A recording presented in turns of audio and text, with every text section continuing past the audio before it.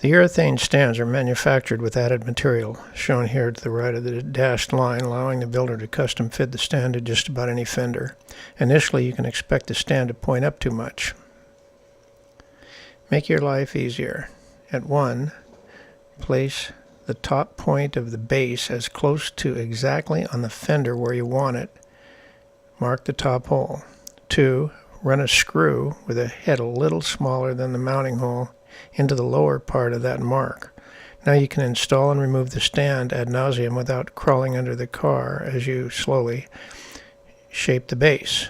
Later you can fill the hole before drilling and tapping for the permanent bolt hole.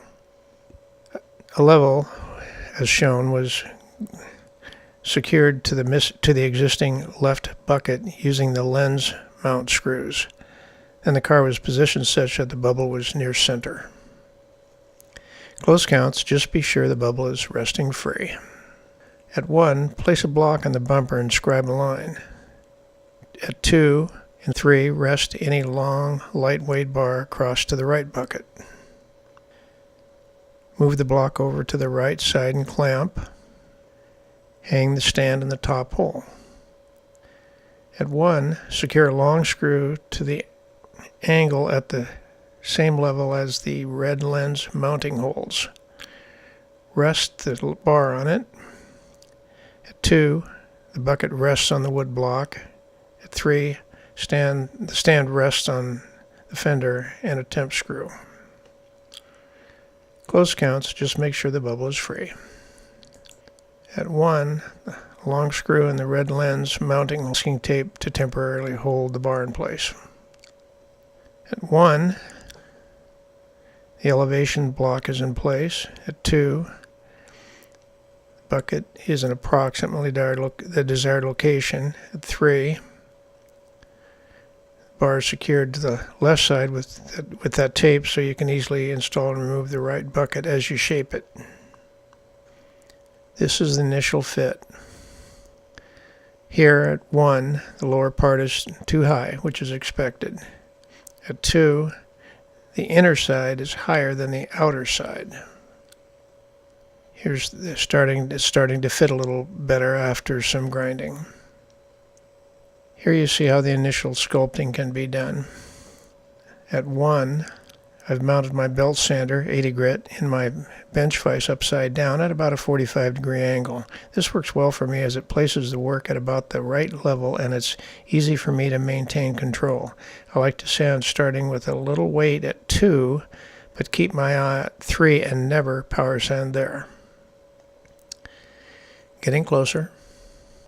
As you begin to get close, using the template I send, mark the target outline of the base so you know you still have enough material. Getting closer still. Now you can see I just made it. Okay, now disregard the contour of the stand and just sand to the line as shown.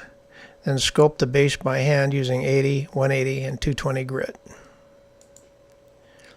Bingo. As you can see, it makes for a near perfect fit. Now align the stand again in order to locate and drill and tap the 2 mounting holes. This view is from inside the fender where you can mark the lower hole. Okay, at 1, step drill starting with a recommended 1/8" drill bit. At 2,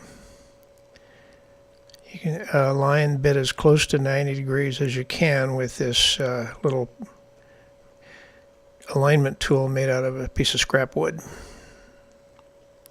I recommend using a 5/16 by 18 stud in both holes. Here I've chucked up a 5/16 by 18 tap and made some threads after drilling. You can see it works pretty good. It's a pretty flush fit. Now you can hang the stand and secure it with the lower bolt in order to locate the top mounting hole. Then repeat the process for the upper hole. Here we are in my particular example here. It's the next day, primed, painted, and connected and mounted. I used a base clear rattle can system since my car was already painted. Perfect for this kind of job, especially for those of us who find painting is one of the least favorite things to do on an old car. My supplier is Levin Paint, Levin, Levin Paint. I use their Omnipack Master Blend Easy Touch for the base and U-Pol, that's U-Pol Clear #1 for the clear. All done.